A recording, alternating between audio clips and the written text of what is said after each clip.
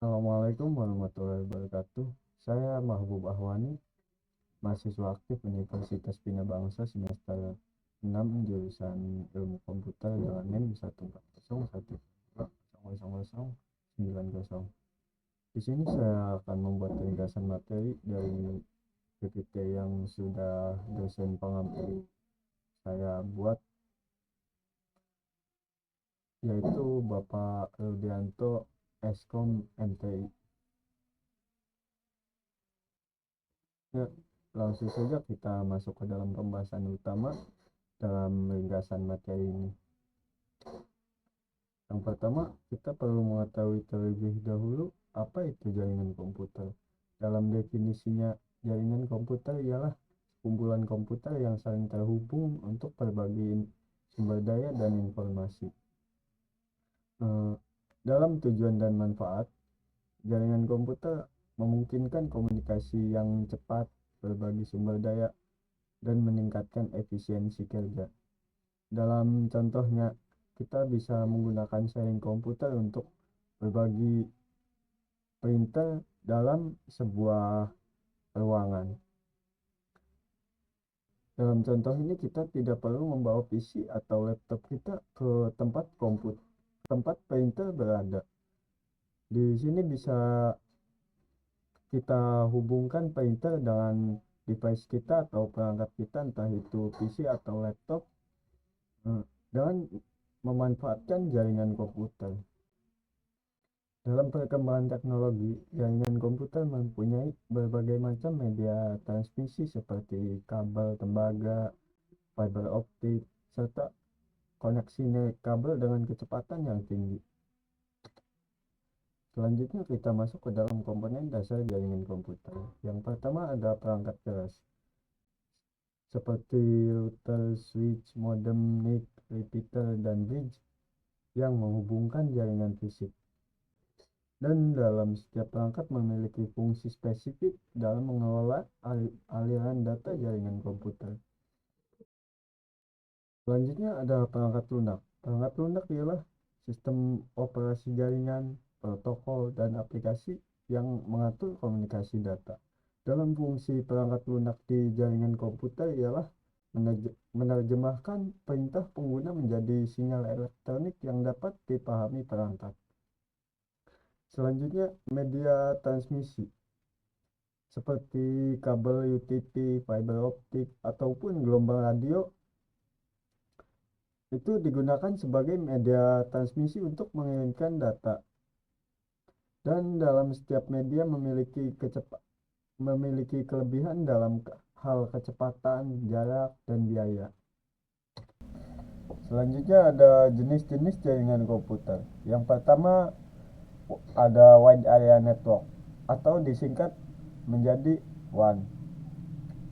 Dalam jenis jaringan komputer WAN ini, ruang lingkupnya mencakup area geografis yang luas seperti negara atau benua. Selanjutnya ada Metropolitan Area Network yang sering disingkat sebagai MAN, dengan menghubungkan beberapa LAN dalam satu kota. Selanjutnya ada Local Area Network dan disingkat menjadi LAN, dengan menghubungkan komputer dalam area terbatas. Contohnya seperti jenis jaringan yang umum digunakan dalam jaringan lab komputer. Selanjutnya kita masuk ke dalam topologi jaringan. Yang pertama ada topologi bus, yang dimana dalam topologi bus ini semua perangkat terhubung ke backbone tunggal. Topologi bus ini memang sederhana, tetapi rentan jika kabel utama rusak. Selanjutnya ada topologi star, yang dimana topologi star ini semua perangkat akan terhubung ke hub pusat dengan maintenance yang mudah dikelola dan fault tolerant. Selanjutnya ada topologi ring, yang dimana topologi ring ini data bergerak searah dalam loop tertutup dengan performa yang konsisten tetapi rentan gangguan. Selanjutnya ada topologi mesh, Setiap perangkat akan terhubung langsung ke semua perangkat lain. Topologi ini memang sangat handal, dengan tetapi cukup mahal dalam biaya operasionalnya. Dan yang terakhir ada hierarki perangkat bertingkat. Dengan nama lain, topologi ini adalah topologi tree. Topologi ini cocok untuk jaringan kompleks yang berskala besar. Selanjutnya masuk ke dalam protokol jaringan. Pertama-tama kita perlu terlebih dahulu mengetahui definisi apa itu protokol. Protokol adalah aturan dan standar yang mengatur komunikasi data antar perangkat dalam jaringan. Dalam protokol memastikan data dapat ditransmisikan, diterima, dan diinterpretasikan dengan benar. Dan fungsinya yaitu mengatur format data, menentukan cara pengiriman, mengelola koneksi, dan menangani kesalahan. Contoh dalam protokol jaringan ialah TCP/IP sebagai awal mula adanya internet, HTTP sebagai protokol akses web, FTP sebagai transfer file, dan SMTP sebagai protokol pengiriman email. Selanjutnya kita masuk ke dalam model OSI. Model OSI adalah kerangka konseptual yang digunakan untuk memahami bagaimana jaringan komputer berkomunikasi. Yang pertama ada application layer, yaitu antarmuka dengan aplikasi pengguna. Presentation dengan tugas mentranslasikan, enkripsi, dan mengkompresi data. Session layer dengan manajemen sesi komunikasi, dan transport layer dengan koneksi end-to-end dan reliabilitas. Network layer dengan perutuhan dan pengalamatan logis, yang dimana dalam network ini berhubungan dengan alamat IP dan NIC. Dan data link layer, yakni akses ke media dan mengontrol kesalahan. Dan yang terakhir ada physical layer, dengan transmisi bit melalui media fisik. Selanjutnya kita masuk ke dalam model TCP/IP. Yang pertama ada application layer. Dalam application layer di model TCP/IP ini, ia menangani komunikasi aplikasi tingkat tinggi seperti HTTP, FTP, dan SMTP. Selanjutnya ada transport layer, yang menyediakan pengiriman data end-to-end dengan TCP dan UDP. Selanjutnya internet layer, yang menangani pengalamatan dan perutuhan paket dengan IP. Dan yang terakhir network access layer, yang mengatur antarmuka fisik dan transmisi data melalui media jaringan. Dan dalam model TCP/IP ini hampir sama dengan OSI model yang sudah saya jelaskan sebelumnya. Selanjutnya kita masuk ke dalam alamat IP dengan kepanjangan Internet Protocol. Pengertian alamat IP ialah tanda pengenal unik untuk perangkat dalam jaringan berbasis TCP/IP yang digunakan seperti alamat rumah dalam jaringan. Alamat IP yang umumnya kita gunakan sekarang dibagi menjadi dua. Yang pertama ada alamat IP, yang dimana alamat ini bisa dibuat menjadi 4,3 miliar alamat, dan alamat IPv6 dengan jumlahnya yang hampir tak terbatas. Dalam kelas alamat IP terdapat kelas yang berbeda-beda dengan rentang jarak yang berbeda juga. dalam kelas alamat IP A ada dalam rentang 1 sampai 26, alamat IP B, alamat IP kelas B dengan rentang 128 sampai 191 dan seterusnya. Selanjutnya kita masuk ke dalam subnetting. Subnetting dengan konsepnya yang membagi jaringan IP menjadi subjaringan lebih kecil.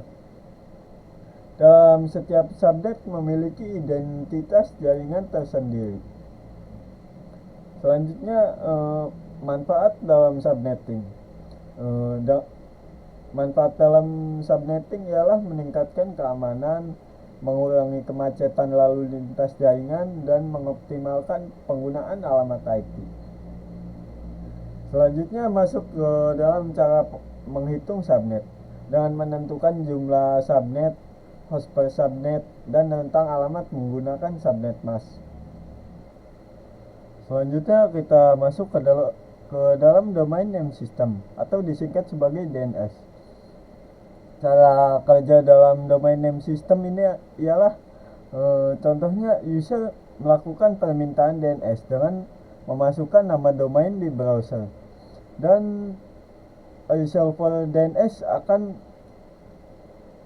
melanjutkan tugas yang diberikan oleh user, yang dimana dengan perantara ISP yang meneruskan permintaan ke server DNS. Dan di dalam DNS server hierarki terdapat root, TLD, dan authoritative server.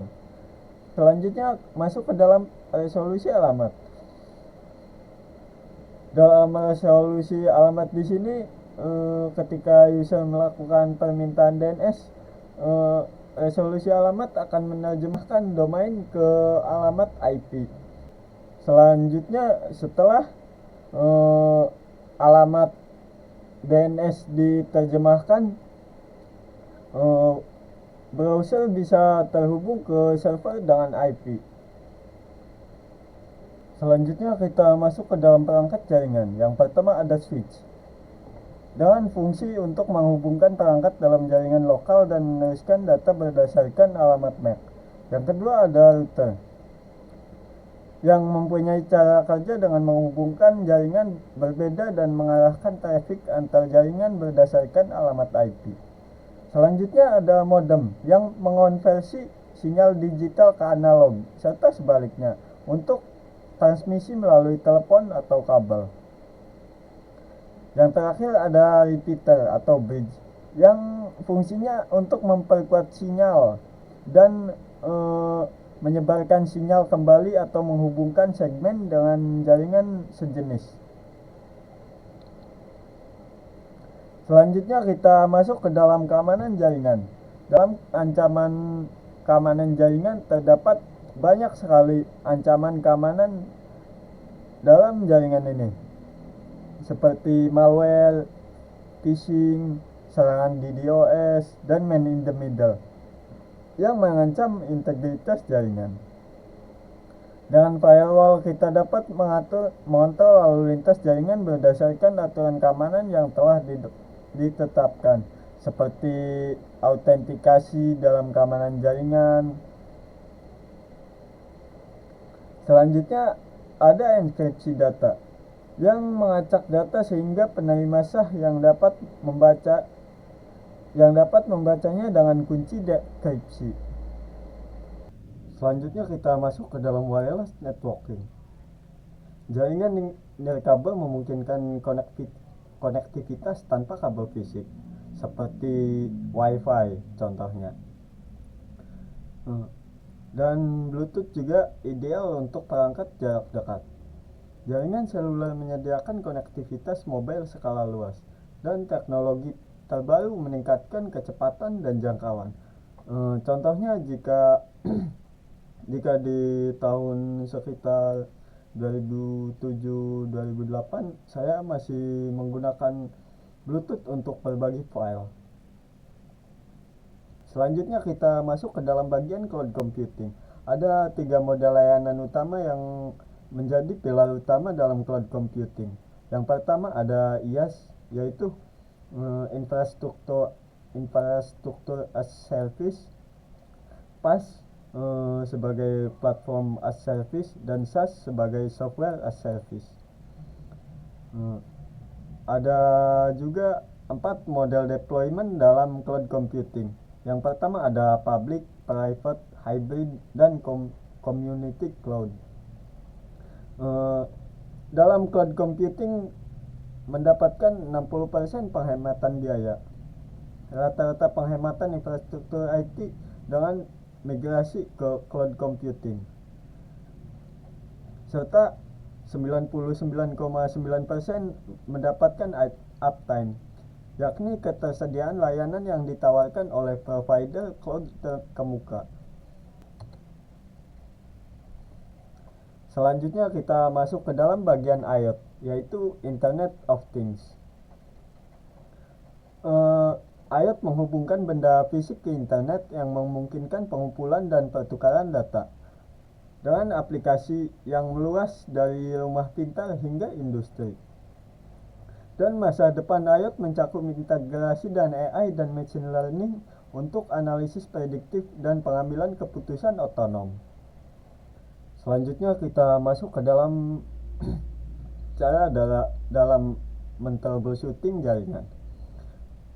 Yang pertama ada metode diagnosa dengan kasus bottom up di lapisan fisik ke aplikasi. Dengan troubleshooting kita bisa menggunakan ping kepada IP yang dituju dan threshold untuk melacak sumber data paket dari sumber ke tujuan. Dengan kasus umum, koneksi ini biasanya mendapatkan koneksi yang putus total. Selanjutnya ada metode diagnosa dengan top down. Dalam metode diagnosa ini untuk mencari masalah dari aplikasi ke fisik dengan tools Wireshark dan Netstat. Dalam kasus top down ini umumnya aplikasi akan menjadi lambat. Selanjutnya ada metode diagnosa divide dan conquer, yang dimana dalam kasus ini memecah bagian masalah menjadi sub yang lebih kecil dengan tools NSLOOKUP dan IPConfig. Dalam kasus umum, koneksi ini biasanya menjadi intermittent. Selanjutnya ada metode diagnosa dengan substitusi komponen dengan tools kabel tester dan multitester. Umumnya kasus ini didapati dengan hardware yang rusak, entah itu mati ataupun hal lainnya. Selanjutnya ada tren terkini dalam jaringan komputer. Yang pertama ada teknologi 5G dengan kecepatan hingga 10 Gbps dan latensi ultra rendah yang mendukung IoT dalam skala besar. Selanjutnya ada software defined networking yang memisahkan kontrol dan data dengan manajemen terpusat dan otomatisasi jaringan. Dan yang terakhir ada network function virtualization. Ini adalah virtualisasi perangkat fisik yang mengurangi biaya hardware dan mendapatkan kelebihan dengan skalabilitas tinggi. Ya, sekian video ringkasan materi dalam pertemuan kedua ini. Saya Mahbub Ahwani, izin pamit. Assalamualaikum warahmatullahi wabarakatuh.